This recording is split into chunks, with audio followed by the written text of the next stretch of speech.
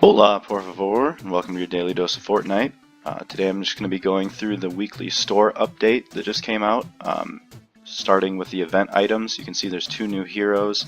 Both of these are reskins of existing heroes. So you have the Stars and Stripes AC. He is a reskin of the Trail Blaster.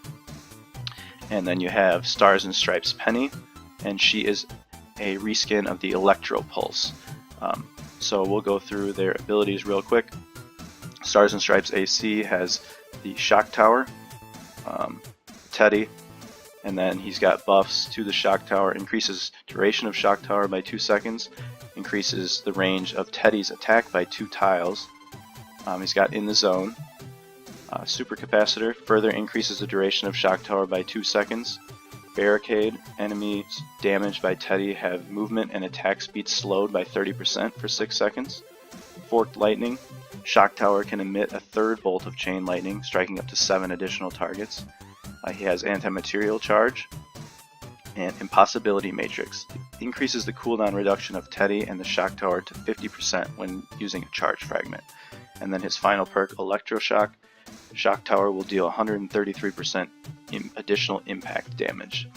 So that is the Stars and Stripes AC. His bonuses are Make It Count, increases pistol critical hit damage by 35%, and his tactical is Your Move Creep.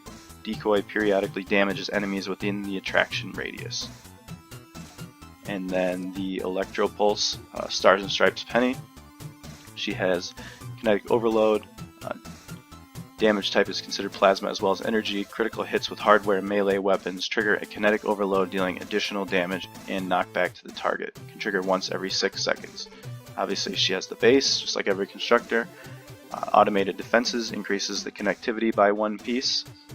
Fully contained increases the damage reflected by base by 50%. She has the Plasma Pulse. She has the electrified floors, so everything walking on her base, the pieces affected by her base, are taking damage. 1 hot minute reduces the cooldown of Plasma Pulse by 20 seconds. Power Pulse increases the damage of Plasma Pulse by 20%. And she has the Bull Rush ability.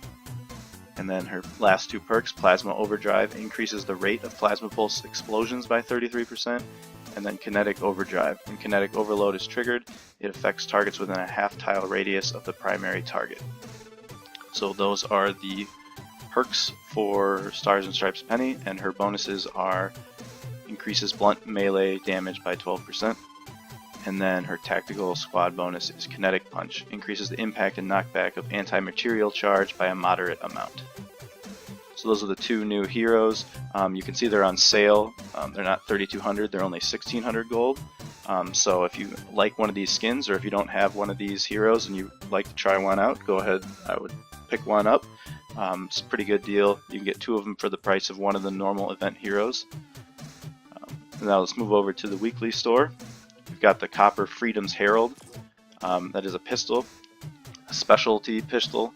Launches firecrackers that bounce off walls and will knock back and damage enemies in a small radius when they explode. So I personally have not much experience with this pistol. I haven't used it much, but it seems like it could be kind of fun to use, kind of like the Tiny Instrument of Death. It might be something that you either really enjoy or really don't enjoy, depending on how it fires. But that is in the weekly store now for the next 7 days for 1,680 gold. They do have the Vanguard Southie in here. I haven't used him too much either. We'll go through his abilities here. He has the Anti-Material Charge, the Shock Tower, Fists of the South Moon, reduces the cooldown of Anti-Material Charge by 13 seconds. Structural Strike, dealing damage to a structure with Anti-Material Charge, refunds 5 stamina and reduces the cooldown by 7 seconds. So your cooldown's going from, let's see, what is it, 30 seconds, and if you actually damage a structure with it, you're getting down to 10-second cooldown, it looks like, so you can use that a lot more often. He has Phase Shift. Phased Out, reduces the refill time of Phase Shift charges by 5 seconds, so it takes only 10 seconds instead of 15. Phase Shifts increases movement speed by 25% for 4 seconds. He has Energy Regen, regenerate energy 24% more quickly. in the zone he has. He also has Iron Knuckles, increases the damage of anti-material charge by an additional 500% against enemies. Also adds 15% damage vulnerability to enemies for 15 seconds. And then he has Phased and Confused. Phase Shift has an additional 1 charge, so you'll get 2 charges instead of 1. His bonuses, he only has a tactical bonus, Stun Baton. Melee critical hits do an increased impact and add 1.5 seconds of stun when the enemy is interrupted. So that is the Vanguard Southie. They do have the Copper Fortsville Slugger. Again, melee, bats, the clubs I can't recommend really unless you just want to put them in your collection book, because nothing really specializes in clubs right now. There's no hero that specializes in clubs, so it's not very useful. Just more of a fun weapon to hit husks around with a baseball bat. We do have all the Flux in here, the legendary, epic, rare, and I believe that's all of them. Yep. And then you have the evolution materials. I would buy all of those. If you have the gold, definitely buy the survivors. The Copper Shockwave, this is a pretty decent shotgun, especially if you level it up or flux it up to legendary. It's a double barrel shotgun, so if you don't have one of those, I would recommend picking up one of these for 600 gold. It's nice that you get 3 of them, so you can kind of pick another one if you didn't get good perks. Obviously you can change the perks on it, but it does cost a lot of reperks, so if you got 3 shots at it for only 600 gold each, you probably want to try all 3 until you get one that you like before fluxing it up. Then we also have down here Tank Penny. I wouldn't recommend picking up an uncommon hero for the gold, only 160 gold. She's nothing special. I guess if you want her for the collection book, go ahead and pick her up. She's not very expensive. Then we get to the daily items. The Tiger Jaw, this is an excellent shotgun. It's an automatic shotgun, fully auto. It's great for taking out like smashers and mist monsters.